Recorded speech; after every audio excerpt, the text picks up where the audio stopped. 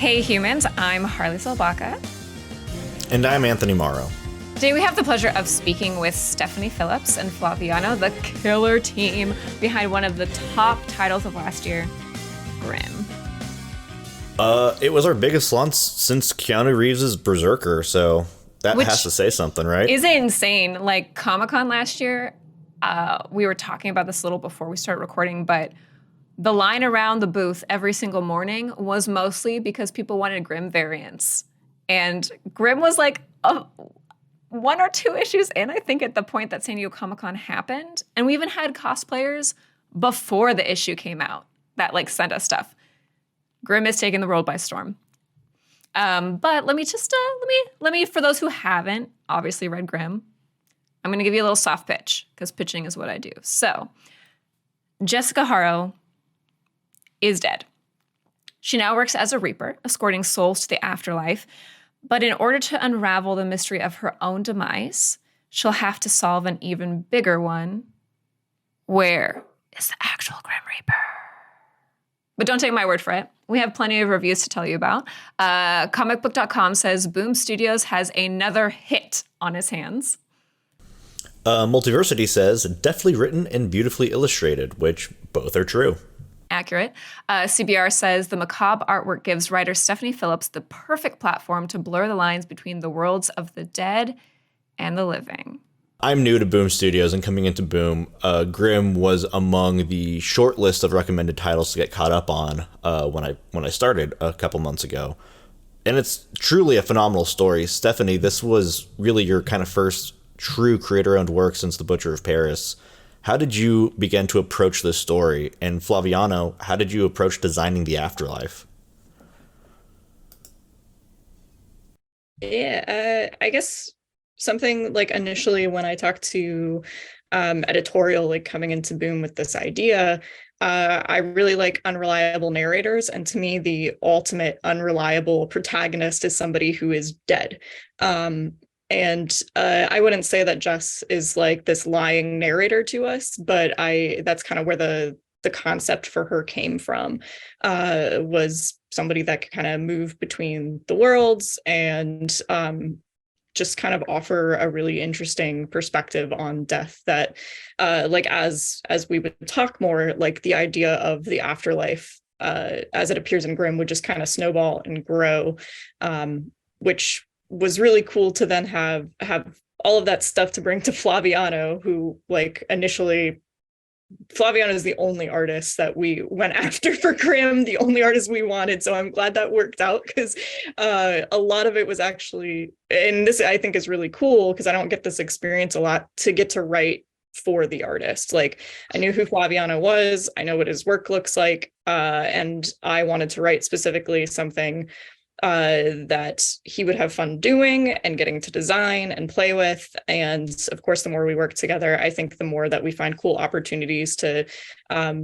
share things like that I know that he would like to draw or that we want to implement a little bit later down the road and kind of talk about it early on. So when it shows up, it's like, oh, we've planned for this. And that's a cool thing to get to do.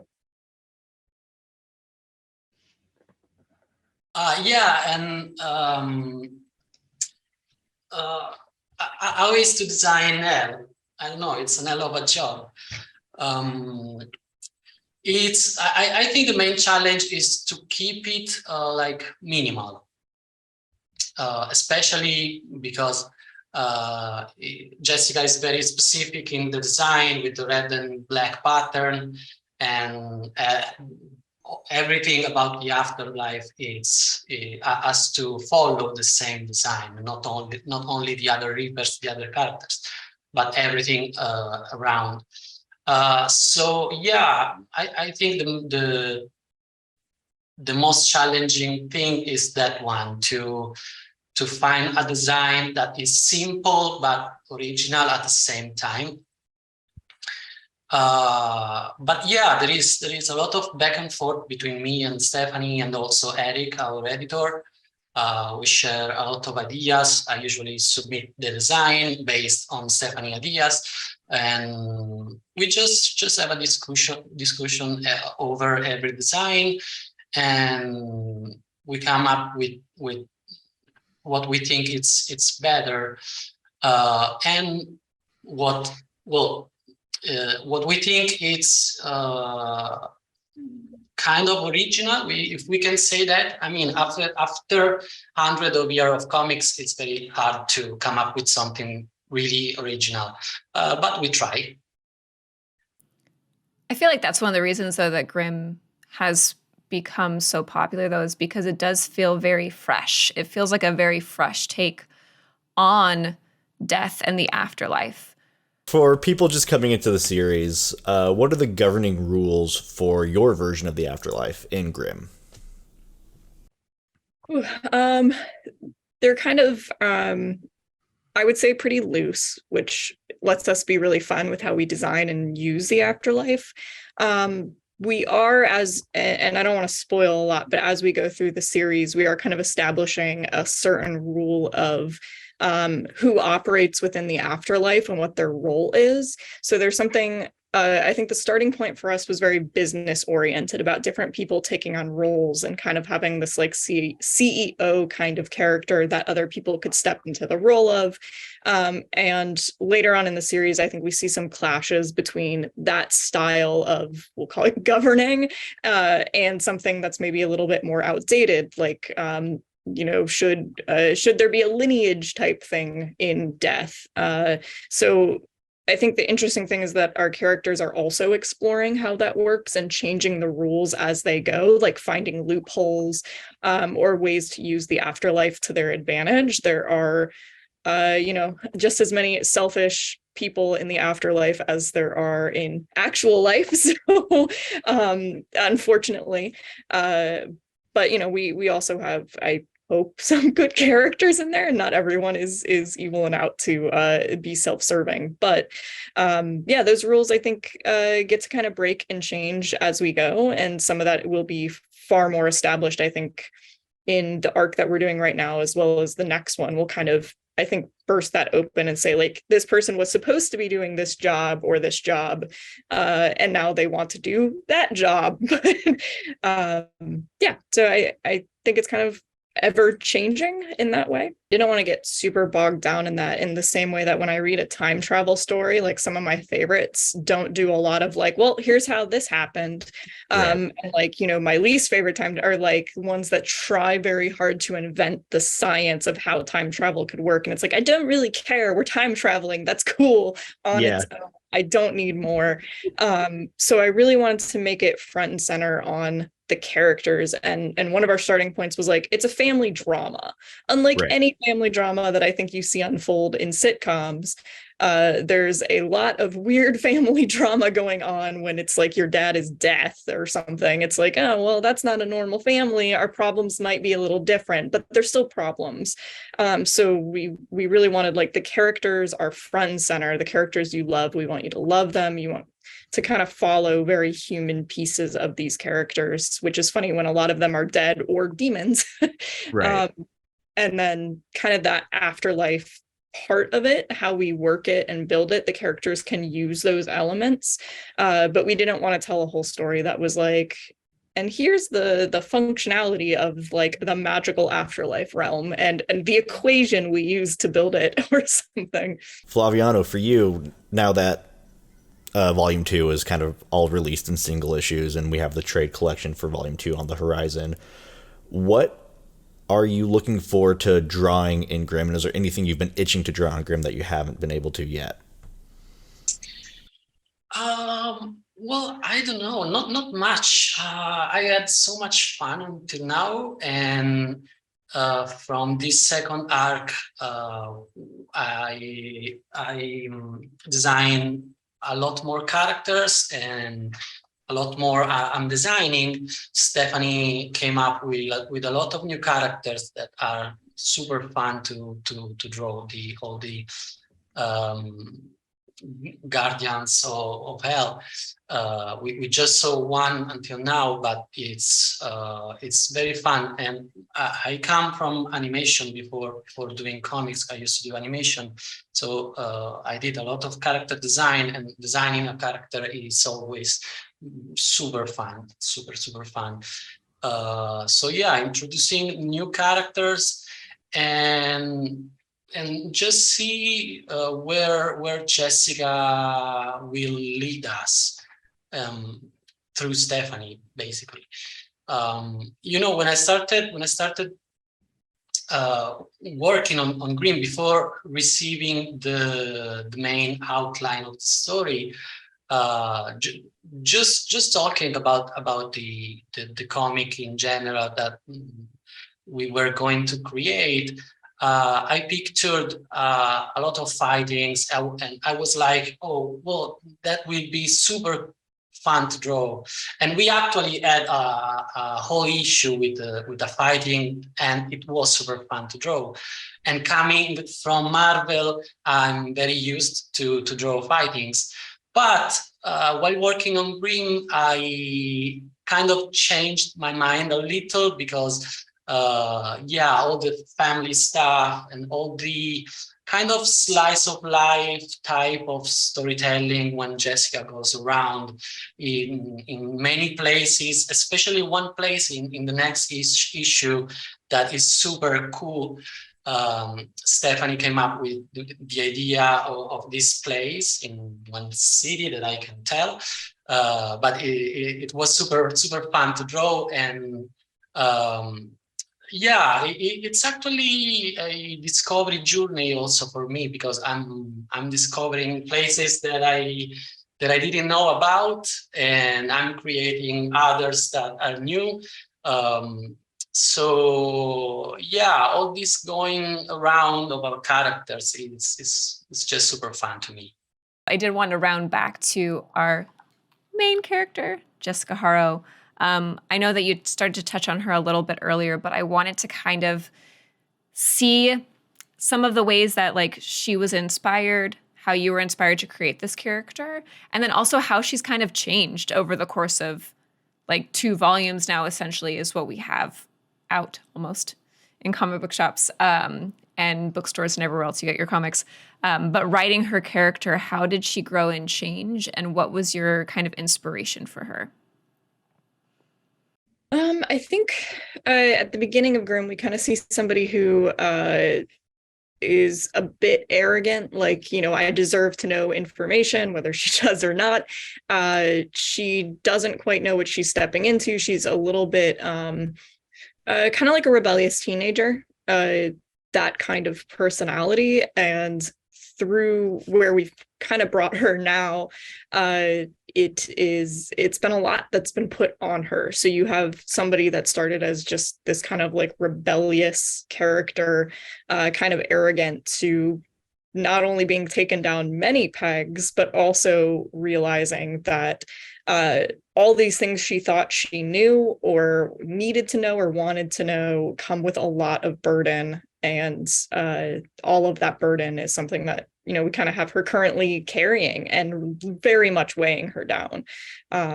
Especially, like you said, what we just had happen with Marcel. There's a lot of failure on her part. So whether it's just actually failing to do the thing that she wants to do, or perceiving herself as a failure, that's kind of where we've taken her at the moment. I think that's another reason that you're, again, the story that y'all created hits so hard with people, is because you see the growth. You get to see the growth in a character, and that's what we love. Also, Flaviano, as we've talked before, your art is stunning. This book is stunning. I specifically super love the color palette, so we kind of wanted to ask you a little bit about that. How did you and colorist Rico Renzi come up with this dark, yet at the same time very vibrant color palette? Well, that's mostly Rico's doing. Me and Rico, I think we are like the so-called elective affinities. I don't know. We like pretty much the same stuff, especially the same kind of colors, the same palette. And I love his work on Spider-Gwen and Loose Ends. Amazing comics that he colored. We actually worked together on Spider-Gwen. It was Gwenom actually, but it's still Spider-Gwen. for just a couple of issues, and we wanted to continue the collaboration. And thanks to Boom, we did it on Grimm. And because of this, there isn't actually a lot of talk on the colors. I really trust what Rico's doing, and I actually always surprised when I receive the pages, because sometimes he come up with something that is totally unexpected, and the way he creates the palettes, it's very surprising to me every time. There is a sequence in the second run where Jessica is in the desert. There is a concert, and after that she goes into a church in the hospital. And Rico came up with a palette based on brown. And everyone working on colors, I advise not to use brown, because unless you are super experienced, is the most hard palette to deal with without creating a page that is muddy. But Rico pulled it off with a lot of class, and he used oranges and cyan all together and created the perfect mood for the sequence. And he do it all the time. So yeah, that's all Rico's doing, and it's incredible. And you know, my style sometimes is more darker with more blacks, more textures, but other times is very light and cartoony, because again, coming from animation, my tendency is to be cartoony, and I like the way Rico can follow all those changes in the style, finding the right combination of color for every sequence. It's fantastic. If you look at all the issues, it never repeated itself. Every issue is like has its own personality, its own colors, and well, unless it is the same location, but it's never the same combination of colors. And this, I think, makes the whole series, it's an added value to the whole series when you don't see all the issues like a repetition of the basic design. And Rico again is surprising every time. We have 2 volumes of Grimm left, and without, spoiling and giving up the ghost, is there an ending you are writing towards? Or how much more Grimm can fans expect? Yeah, I mean, I think we've kind of known the ending since we started working on it. And if it was going to be, 5 issues, it would have been that ending. Luckily, we get to really make you care, I think, a lot more about the characters and their relationships by expanding that. I would say maybe a few things have changed about the initial ending, which right around the time we were finishing this next arc, I kind of sent some of those updates to Flaviano as well, so we can kind of talk about plotting out like what's left and where these characters are all going to end up. Again, what the ending is, I think, makes it even more fun to write the characters as well, because it gives them so much personality, and then like knowing where they're going to end up, like getting to give them like a full arc and some real development. That's the benefit of getting to be on a book a longer period of time, is getting to like learn more as I give a script, to Flaviano and hear him respond like, oh, I really like this or something. It's like, okay, I get to adjust now how I write as we go forward and do that kind of thing together. Which the best part about that is I think the book just gets stronger and stronger. Remember to follow both these amazing creators and Boom Studios on social media. Comics are for everyone. And I'm Harley Salbacka. I'm Anthony Mauro. And this is Boom Direct. Boom Direct. We can't get the wink. It's so bad. Listen.